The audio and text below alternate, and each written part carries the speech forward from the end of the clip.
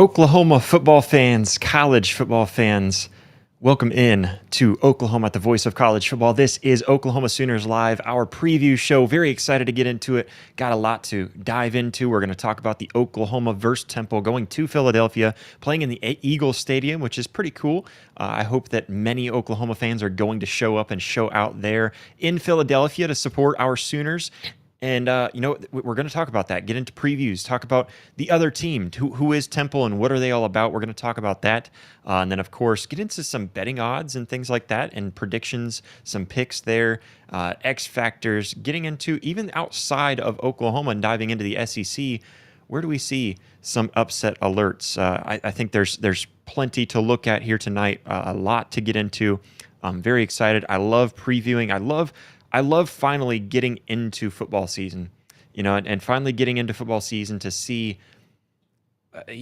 what the product is on the field. And of course, after last weekend, Oklahoma fans are very excited. Oklahoma fans have a lot to be excited about, but it's time to move past that win and honestly take Temple seriously. And I'll talk about why I think you ought to take Temple very seriously, to an extent. I mean, Oklahoma fans, we don't have to. We don't have to worry too much. We shouldn't have to worry too much about this, but it's going to be a fun one. We're going to preview it and so much more, so stay tuned. If you're watching on X, join us over on YouTube. Just search Oklahoma VOCFB, all one word, over on YouTube to join us live over there. Hit that like button, hit that subscribe button as we dive into it. And of course, jump in the live chat. I'll keep my eyes over on my left side so I can keep an eye on that live chat. We love jumping to the live chat as often as possible. So jump in that live chat. Give me your score predictions.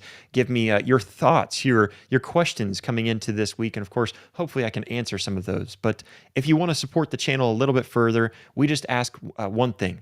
Hit that like button, hit that subscribe button. But if you want to go even further, consider becoming a member today. All right. All it takes is just as low as $2.99 a month. You can sign up and become a member.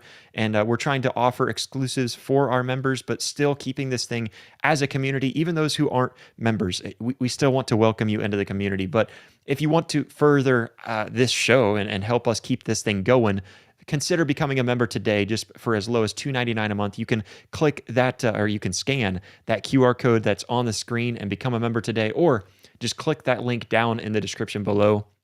Again, it starts off as low as $2.99 a month. You can move it up from there and support the show a little bit more. And then, of course, another quick and easy way is just jumping in that live chat, and all donations and super chats will be read live on the show. And so make sure to jump over there. But let's dive into it. Oklahoma travels to Philadelphia this week, and in a matchup that I think Oklahoma fans are just hoping to see a lot of explosiveness. Oklahoma fans are hoping to see a lot of good things coming from it. There's a lot that you can look at with games like this, but ultimately I want to dive in and just take Temple seriously for a moment, because I know that we look back to that 51-3 domination last year and say, man, if that team could do it, this team is so much better. But pump the brakes, because this team also didn't really hang as many points as I think a lot of us would have hoped or expected in week one against Illinois State, an FCS opponent. I know a good FCS opponent, but it is still an FCS opponent. So what do we have with Temple? And I want to take them seriously for just a moment. It is a 23.5 point spread the last I checked on most sports books, and that over-under sitting right around 52-12. And so, when you look at that and recognize that much, we'll get into that a little bit more. But right now, what that means is Oklahoma, and I didn't even save this. I think I might have it on my notes on my phone, so let me see if I pull it up. Okay, so about 38-14, Oklahoma to win, based on the Vegas odds. So the way you calculate that out is they're going to win by about 23, 24 points because they're 24 points favorite, 23, 24 point favorite. And then it's a 52 point total. So you have to 52, 53 point, because it's on the half mark. But you have to kind of calculate all that. You add it up, and that's where that's where we sit. So like I said, I'm going to try to remember that, because I didn't write it down in my notes. Had it started and didn't finish it up. 38-14 is what Vegas would expect. Oklahoma fans expect much more. Like I said, some fireworks. But let's treat Temple like a very formidable opponent. Is that the right word? I'm not even sure if I used that word properly. Not sure where that word even came from in my brain, but let's get into it. Temple comes into this matchup 2-0. That's why I say let's pretend to take them seriously. And there was a hot mic instance, and I could throw out names of who was on that hot mic, but where the media was just talking about how, man, this is a weird game. And I don't think there was anything disrespectful about Temple. It was just, hey, when you compare the two opponents and the atmospheres that they bring from their football games, Oklahoma is by far, this is going to be like an Oklahoma, like a high school attendance compared to what Oklahoma brings in. Let's just be honest with that. And I don't know why that ever got brought up and was such a big deal, but now Temple is trying to use that as fuel. So be careful with that, I suppose. And Oklahoma, the team, the Sooners should take Temple seriously. They should take every game seriously. They should try to win by 80 points if they could, every game. That's the goal, right? You go out there and dominate the other opponent. But Temple does come in 2-0, and with dominant wins, I will give them that. Now those wins are 42-10 over UMass and 55-7 over Howard. So through 2 games, they're averaging about 48.5 points on offense while holding their opponents to just 8.5 points per game on defense. So that alone, when you look at that stat, if that was a Power 4 opponent that you were looking at, you'd be like, man, all right, this is looking pretty good. And even if it was against UMass or Howard, let's say that Oklahoma were going against Michigan. Let's take Michigan and use them as an example. And Michigan had their first 2 games, and Oklahoma was going to be playing Michigan under those circumstances, and they beat UMass 42-10 and Howard 55-7, then we would look at that and say, wow, okay, those were 2 very impressive wins. So let's not pretend and act like those aren't impressive wins for Temple against, I don't care who it is, anytime you can average 48.5 points and only allowing 8.5 points through 2 games, you're doing something right. And so I do want to recognize that and point that out. And again, we're not trying to compare them to Oklahoma just yet, all right? We're not doing that. We're looking at what they have on a resume. This is a Temple team that went on to go 3-9 a season ago after the Oklahoma Sooners beat them 51-3. And again, I know that this was really, we look at it as Oklahoma fans and think like, man, from a season ago, that team was atrocious. And this team feels head and shoulders better, head and shoulders above of that what that team was last year. So why couldn't they come out and win this game big like they did last year? I don't think that you can quite talk about a 51-3 blowout again like you saw last season, just because this Temple team does seem a little bit better than what that 3-9 team was. So let's talk about some of the standouts here for Temple. First, I don't think you can look past their quarterback. I think that's the guy leading the charge on offense. That's the guy really being the main leader for any team. And so I think you have to look at the quarterback first, and that is Evan Simon. He's been nothing short of really explosive again against those 2 opponents that, yes, lesser opponents, but they handled them just fine. And he's got 422 passing yards, 9 touchdowns, 77% completion percentage, and averaging about 16 yards per completion, looking really good from so far on the season. And that's something to take note of, something to notice when you're looking at Temple and understanding who they are. So I don't really care who Temple is. I'm going to act as if, hey, this is looking like a pretty decent team, and they've got a pretty decent looking quarterback right now sitting back there, 77% completion and throwing pretty good. It's 16 yards per completion. That's not too bad. So I think the efficiency is the part that you focus on. And then also just looking at, so efficiency. And I think being able to turn things into big plays, that's something you look upon. Now, I know they haven't played an Oklahoma defense. I know we're getting there, okay? We're getting there. But, ultimately, again, so in the backfield with that quarterback, looking at their running back, you jump over there, that's Jay Ducker. And he adds a very good balance to this team. He's already got 215 yards rushing and 7 yards a carry. So again, another guy that's able to break off big runs, another guy that's able to help Temple get things going, which is impressive. Again, I don't care who they went against so much because this is Temple. And, that's pretty good. 7 yards per carry. He's only got 1 touchdown so far, but being consistent. And honestly, Oklahoma could really use that. And so being consistent between the pass game, the run game, that's going to make Oklahoma's defense have to be honest and look at both aspects of they can throw the ball, they can run the ball, and both they do pretty well. And so they're going to have to take that into consideration. So anyways, going over on the receiving yards and the receiving side of things, I'll look at some of their top guys. So Jojo Bermudez, I'm not sure if I'm saying his last name right, Bermudez.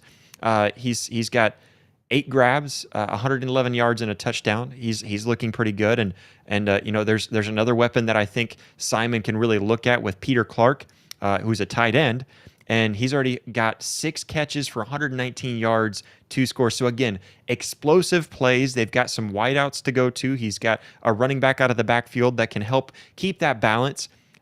I mean, there's some weapons over on their offense, and so that's something to take note of. Again, treating them as an opponent worthy of this big game against an Oklahoma team, and I truly think that they are. I think this is a Temple team that could give Oklahoma little fits, where Oklahoma fans are looking at this game saying, "Man, I'm kind of upset that this happened this way. What the heck are we doing against Temple?" I'm not putting Oklahoma on any kind of upset alert. I'm not even saying that Oklahoma doesn't win this game and control this game and completely feel in control the entirety of this game. That's not what I'm saying. I think Oklahoma wins this game comfortably, and I'll get to my prediction later on. But I'm just saying that there are some explosive playmakers on their offense. Now, over on the defensive side of the ball, I think they have some things worth noting. They've got a linebacker. One of their top guys on defense, linebacker Cameron Stewart. He's got 5 tackles for a loss, 3 sacks on the season. So he's been kind of living in the backfield and getting some big time plays. And then they've also got Khalil Petit, who has 6 tackles, a tackle for a loss, and a sack. So they've got some guys over on defense that have been playing very well. And what does Oklahoma have to do to basically look at Temple and feel like they can run this game, that they can control this game? So I think it starts with the quarterback, slowing him down and slowing down his receivers, because that's what he's going to use the most. Now, I'll start with the running game. Shut down that running game and force Evan Simon to do something with his arm. That's what I want to focus on for Oklahoma. Shut them down.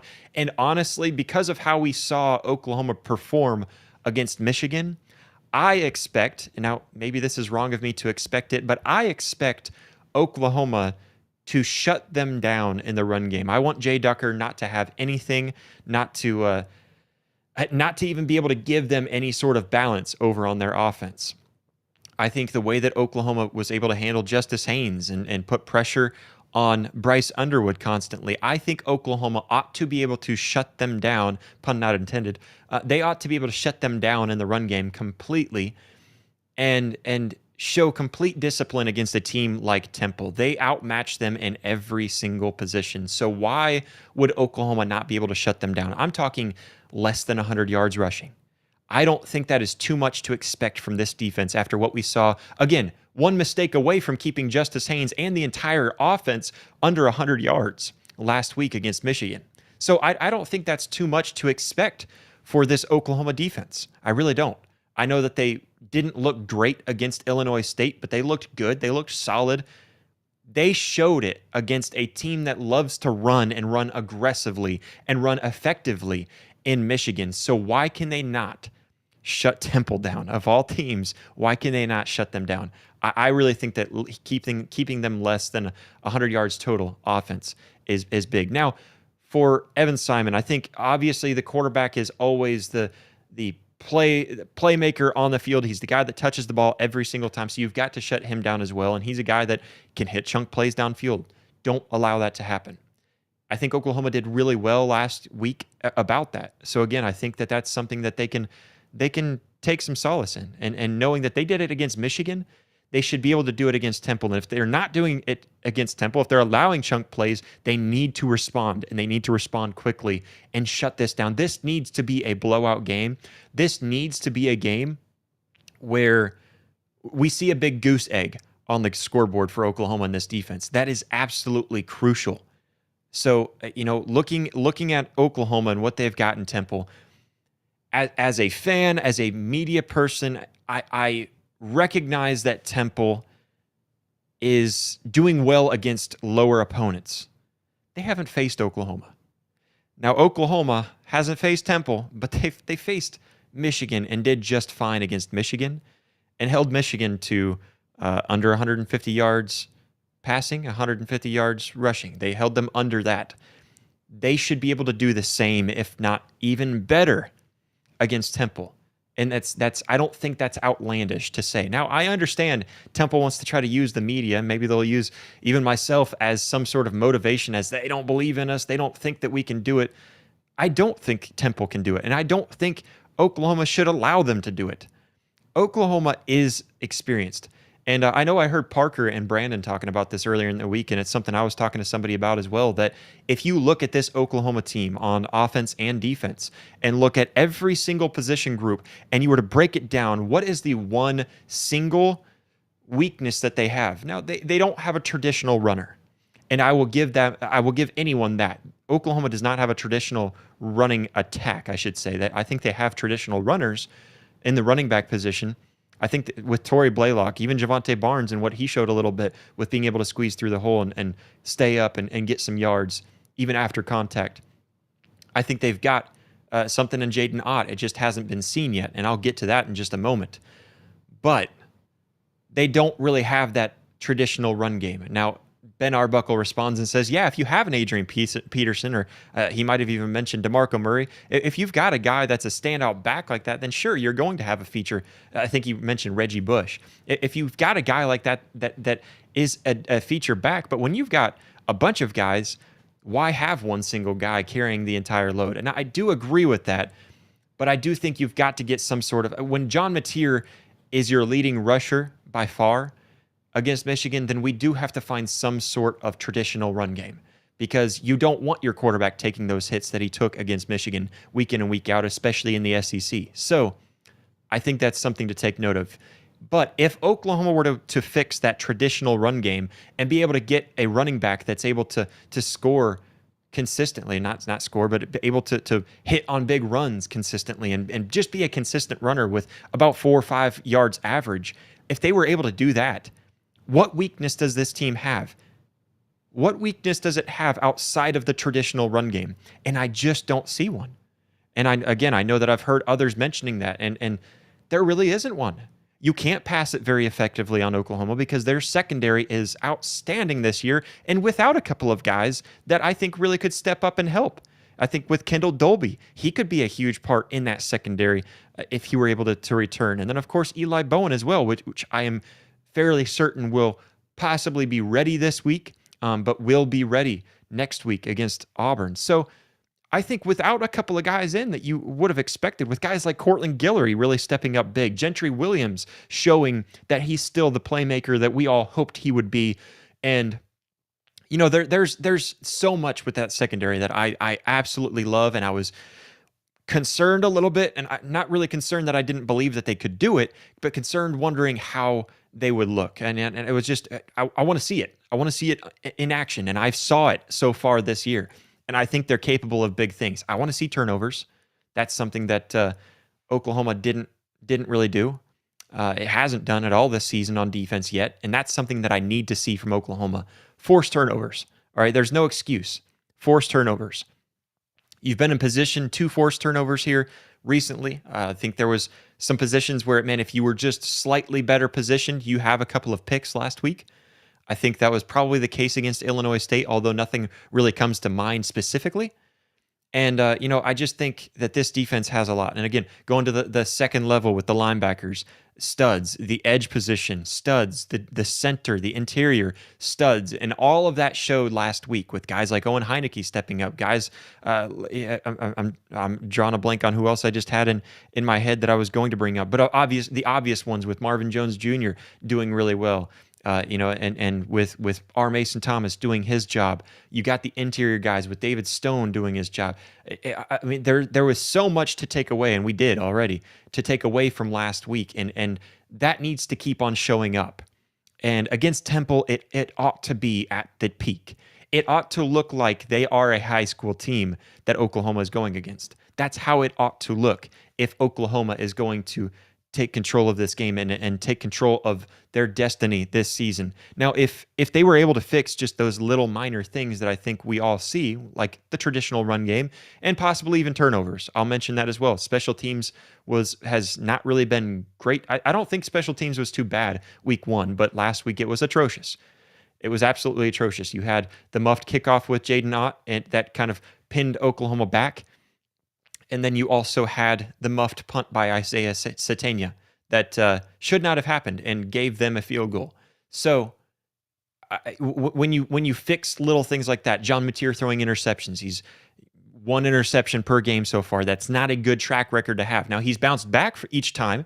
That's the part that we like to see and that I think we feel pretty confident about, is that if he does throw an interception or have a turnover, we have confidence that he'll come back.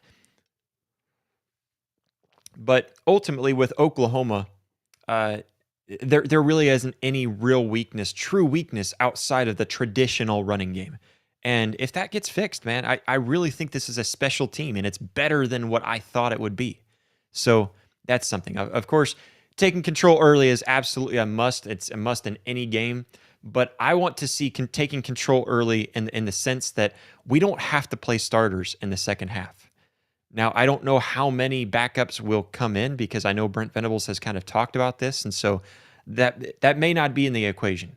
I really don't know. And I don't know what to expect from this coaching staff this year, because they are treating everything much differently. I think just the overall chemistry and the overall mindset of this coaching staff and of this team is far different than we've seen here, at least in the Brent Venables era. And so I will say that's a lot that I look at that I don't know, but I want to be at a comfortable lead at halftime, that you don't have to start your starters in the second half. That's what I want from this team. That's how fast I want them to get out. And then of course, being able to rotate guys in and out, because you don't need the star player in there to make a big stop or the star player in there to make a big gain. There's no reason for me that Oklahoma shouldn't be able to completely take control in the first half and own this game, and make Temple look like an FCS opponent. Because I respect Temple and I respect their grit that they're showing leading into this one, that, they want to disrespect us. I respect that about them, and I will respect, and I mean that wholeheartedly. But they don't belong in the conversation of upsetting Oklahoma. Okay, they just don't, and that's coming from a championship program, a guy that's covering a championship program. So they don't deserve to be on the same field as Oklahoma. And I know I'm giving them a lot of sound bites if they were to pull that off. I just don't see a scenario where that happens. And if it does, buckle up, because there's going to be some major overreactions, and probably by myself as well. So, yeah, I think looking at Temple, Oklahoma ought to take control, and I'll get into some of my predictions here. Again, that spread is sitting at 23.5. That's the last I saw, and I just refreshed it too. Let me refresh it one more time. 23.5 is what I'm seeing, and then 52-3, which means that, what did I say a moment ago? 38-14 is what Vegas predicts. Just like I mentioned in week 1, I expect Oklahoma to cover that spread and then some. I expect them to win this game big. But we haven't seen them run up the score this year. We haven't. We really didn't see them get aggressive against Michigan in that fourth quarter drive where they went down and wasted 8.5 minutes. And I'm glad that you didn't, but you didn't see them get aggressive and go and score one more time when they could have on that fourth down play down there, 4th and goal. They could have. I think they ran a good, safe play that, if we don't make it in, guys, that's okay. Let's take the field goal, stop them on defense, win this game. And that was a smart play. But they could have gone aggressive. And I'm glad they didn't, but they could have. Even against Illinois State, I never saw aggressive play calling against Illinois State. Now, maybe the cards are all in now. Maybe I don't know. Maybe the chips are all in now, and we're done with trying to hide our cards, and they're out on the table. And we're just going to give it everything we've got. So that's what I'm hoping for. So my prediction this week is kind of difficult, because I want Oklahoma to show aggression. I want Oklahoma to come away with this and show what they've got against the Temple team. Again, I'm not trying to disrespect Temple. It's just let's be honest about this, especially from a media's perspective. I saw somebody in the media, and I'm not going to throw names. I saw somebody in a major media pick Oklahoma to lose by a field goal. Let's not be ridiculous about this. This is not an upset alert. It's a bit of a trap game, I suppose, in the sense that you don't want to walk in there and just feel so high that you just came off a big win that you forget who you are and what you should be doing. But I have faith that this team isn't going to do that. And so my score prediction, I'll give my score prediction here. And I've kind of gone back and forth. I'm not going to go based on the score that I wrote down. So that the Oklahoma spread's 23.5. Man, I expect Oklahoma to win by much more than that. I will give the fact that there might be a garbage field goal in there, okay? So I'm going to put a 3, although I think it ought to be, if I'm saying what I think the score ought to be, 55-0. That's what I wrote down. 55-0. Oklahoma dominates, but they don't flash too much in the second half. They just waste the clock, get down there. They might have to punt it away, whatever, kick some field goals. They're up 35, 40 points at halftime. That's what I think ought to happen. So I wrote down 55-0, but I'll throw this in there. I'll say 48-3, because again, I just don't think you're going to see Oklahoma come out and throw a lot of flash. I think they're going to try to conserve players. I think they're going to be smart and not let players get hurt as much as they can control it. And I think they're just going to go out there and play solid football. Now the defense, I want the defense to hold them, like I said, under 100 rushing yards and under 140 passing yards. I will put that expectation on this defense because I know they're capable of it, and I truly expect that from this defense. This defense is what Oklahoma is building around. This defense is what their identity is going to be in complementary football on the offensive side of things. That's what Oklahoma wants to do. And a good complementary, which is what we've seen so far. That's what we saw against Michigan. That's what we really saw against Illinois State, I guess. But you would have wished to see a little bit more flashy. And I do. I want to see flashy. I want to see some big ones. An X Factor player of the game. I wrote this down in my notes. X Factor player of the game. Who do you want? Choose one player that you want or that you feel like needs to jump out. And you guys throw your X Factor player of the game. A guy that you think will jump out. A guy that you think needs to jump out. Whatever the case may be. You take that for what you think it's worth. The one that I put down in there is Jaden Ott. I am frustrated that we have not seen Jaden Ott yet. Do I think it could happen? Yes. But the fact that it hasn't happened makes me feel like it's not going to happen. And I want a feature back at Oklahoma. I want an Adrian Peterson, a DeMarco Murray, a Samaje Perine, a Joe Mixon.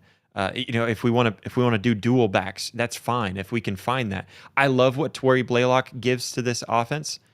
I just don't think that. Not that I don't think he deserves it. I think he could deserve it. And you know what? If Torrey Blaylock wants to go off and have a 150-yard game, by all means, I want a rusher that just goes nuts this game. I'm picking Jaden Ott to be that X Factor player. But if it was Torrey Blaylock, or let's say X comes in the game and he's the guy to do it, then sure, by all means, I'm happy with whoever it is that does it. Even Javonte Barnes. I know that's going to be a hot take.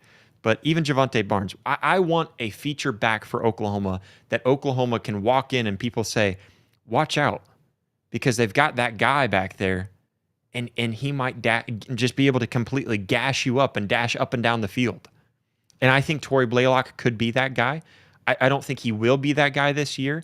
And I don't really want him to be that guy this year unless he's just bound to take it over. By all means, I'm not saying that I want him to be held back. I want to keep that guy fresh because he's got a bright future at Oklahoma. I really think that. And I was talking him up. I said, I don't think he's going to be on the field. I don't think he's going to be on the field. But if he is, man, we're going to see some flashes. He's been on the field, and he's earned his right to be on the field. It's not just because of injuries. He has earned his right to be on the field. And so if Torrey Blaylock is that guy, then by all means. But I want Jaden Ott to be that X Factor guy. I want him to be the SEC player of the week because he just put a crazy stat line up with, I don't know what that would be, to earn SEC player of the week in a game against Temple, but I guess if that were the case, it would have to be like a 340-yard game or something crazy. But no, I don't think that's going to happen. But I want him to have ran for 150 yards and us see some big plays that we say, okay, we're seeing what the hype has been about Jaden Ott. I believe in the hype in Torrey Blaylock. I believe he's a special back. That's why I'm not picking him to be the X Factor player. If he is, I'm happy, because if he steps up and all of a sudden he's the feature back that Oklahoma gets, I don't care who it is. I just want that feature back. Hopefully that makes sense. I know I rambled a little bit, but hopefully that makes some sense. Let's jump over, and I want to introduce to you guys our friends over at Underdog, and I want to use this real quick. Underdog Fantasy, really fun app, really fun way to play and to get yourself involved in the game. Now, our friends at Underdog are offering that if you play $5, you'll get a $50 bonus in funds. So that's an awesome little extra to have there. And so Oklahoma fans can go on here and they can pick it. Now, I was going to show my screen, but I really can't. But here it is. You can't see it very well, but I'll kind of walk you through it. So I went to Oklahoma, because let's focus on Oklahoma. Now, what you do is you come in here and you can pick higher or lower, and they're going to give you some totals. And you can pick higher or lower on these guys. So first, starting off with John Mateer, higher or lower than 277.5 passing yards. You guys throw it in the chat. Do you want me to pick higher or lower? Because if you can respond fast enough, I will pick what you guys choose in the chat. But my gut is saying higher. I will change that if you guys decide that I should change it. But I'm going to pick higher than two. I feel like a 300-yard game, like similar to what we saw against Illinois State, should be in the cards for John Mateer. Let's go to Deion Burks here. Deion Burks receiving yards, 67.5, higher or lower. Again, I'm high on the Sooners in this game. I don't see any reason why. I mean, he's had some really good yardage games here already.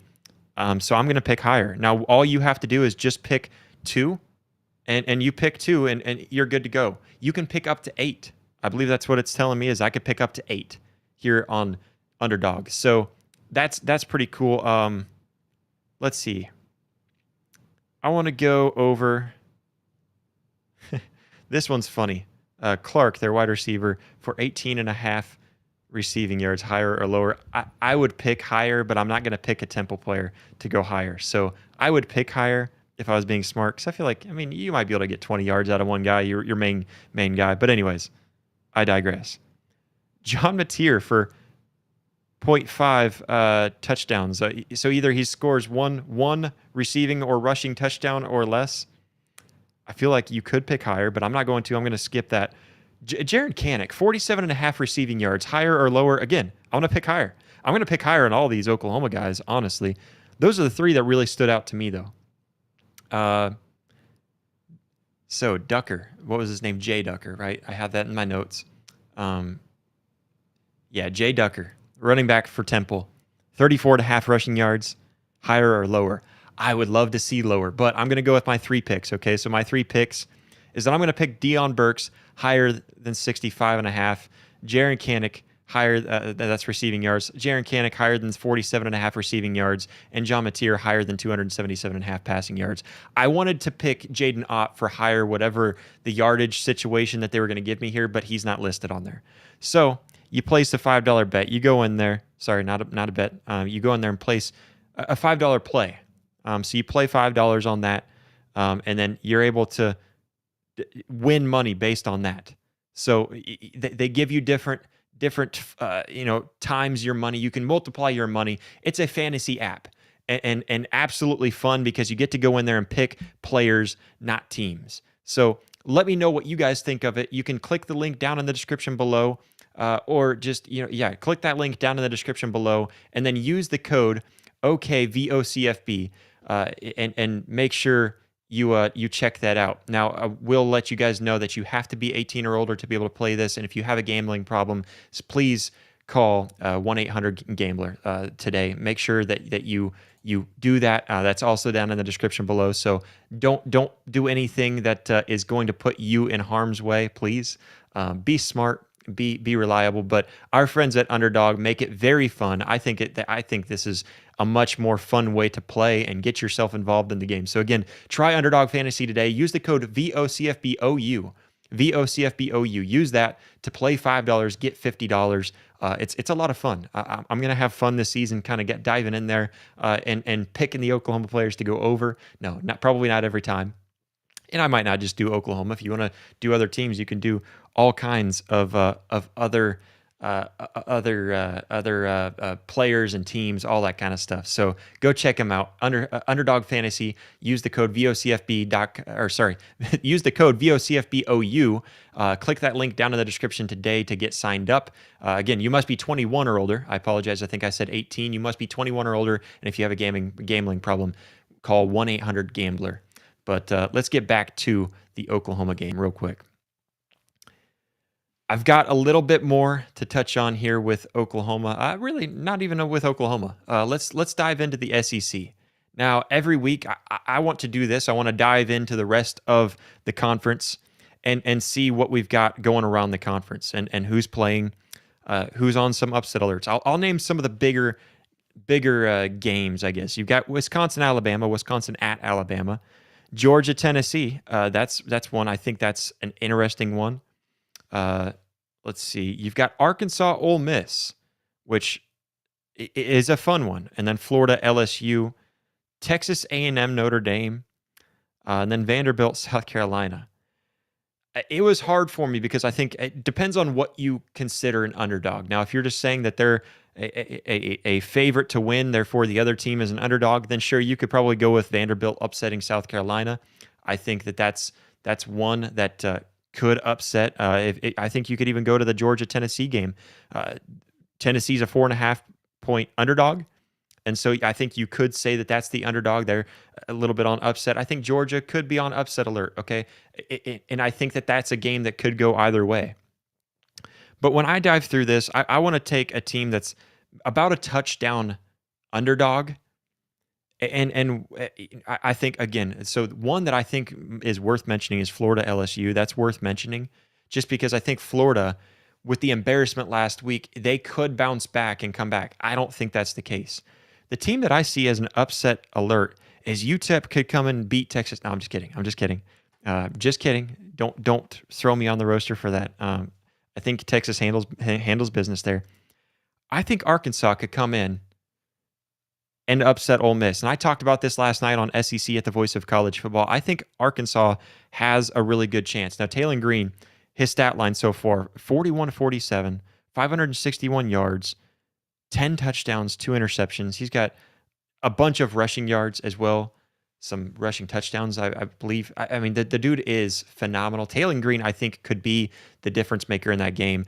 And I think Austin Simmons has been showing some turnover-prone characteristics right now, and that concerns me. That concerns me just a little bit. So, when I look at that, if I'm taking one team to be on upset alert this week, I'm going to say Ole Miss. I think they're the only team that's about a touchdown favorite right now that could look at their opponent and say, man, I don't know that they could come in here and beat us. And I think Ole Miss is in that boat. Now, for Oklahoma would be cheering for Ole Miss only for the fact that Ole Miss is on Oklahoma's schedule and not the other way around because Arkansas is not on Oklahoma's schedule. So it would do a lot better for Oklahoma to have Ole Miss win, have them be a top dog, have them be a top-ranked team by the time Oklahoma faces off against Ole Miss. That they actually come to Norman this year. So it would be in Oklahoma's interest for Ole Miss to win. So obviously, that's the scenario that I want to happen. But that's my SEC upset alert of the week. Just picking another team, and I think Arkansas is just kind of a tricky team right now, right? They seem like they're fighting for their coach. They seem like they want to get back on track. Bobby Petrino has that offense looking really good right now, and I know that it's been against lesser opponents that they should be whooping up on, and I get that. But Arkansas just looks a little bit different. And so I do think that that's an interesting game to look at. I think that's one to watch. I think that's my upset alert of the week. Let me know who you guys think could be on upset alert, and it could be anyone. Like I said, for me, it would be a touchdown favorite or more. And that's the one that I look at, and I think that really could be. Now, other upsets, I think Vandy could upset South Carolina. I think South Carolina wins that game personally. And then Tennessee could upset Georgia. And I actually think if I'm picking that game, and I picked last night on the SEC at the Voice of College Football, SEC Primetime Live, I picked Tennessee to win that game. I think Georgia is a good team. I think they're just fine, and I think Georgia's has a really good chance to win that game. And it may be crazy to pick Tennessee. It would not surprise me to see Georgia win by double digits, but I think Tennessee looks good this year. I think they look better than I expected. But anyways, I'd love to hear your guys' SEC upset alert of the week as well. I don't think Florida is going to upset LSU. I will say that. I think it's in Death Valley. It's a night game. I think Florida is just, man, underwhelming right now. Extremely underwhelming. I'm disappointed in them because I thought Florida would look good. I thought DJ Lagway would look good. But anyways, we will go on. We will move on. We will look over to the live chat real quick. Not a whole lot working in the live chat, guys, and so I'm kind of disappointed in you guys. How are we building a community here if we don't have a community jumping in there? But I do see Caden, the Diesel Freak. He says, good evening, Caden. It's good to see you in the chat. And then, of course, Travis also in the chat.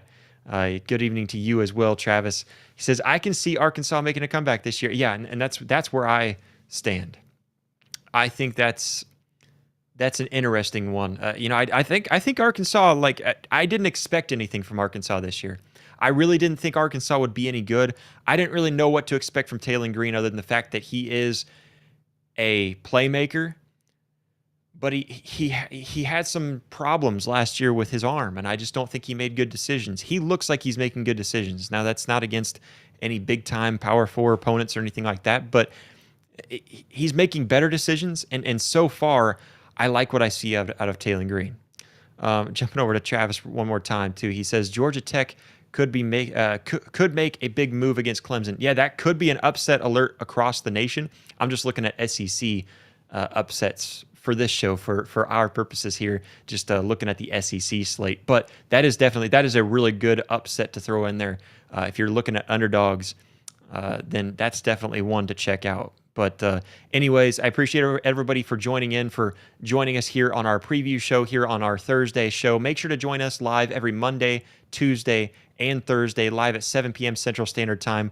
We'll be live on Sunday. I will announce for sure what time. I'm thinking 8 a.m., all right, before church. We'll get that show in our day after, but then also post-game. So we're giving you all kinds of Oklahoma content, so hit that like button, hit that subscribe button. Become a member today by scanning that QR code on the screen or just clicking that link down in the description. Become a member to support the channel for all the stuff that we're trying to put out there for you guys. It takes a lot of time, a lot of effort, and obviously time is money. And so it takes a lot of time for what we're trying to build here. And so we appreciate everything that you guys are able to do, of course, just by hitting that like button, hitting that subscribe button. That helps us more than you know. But we appreciate everybody so much for all the love and the support. We'll catch you next time. Boomer.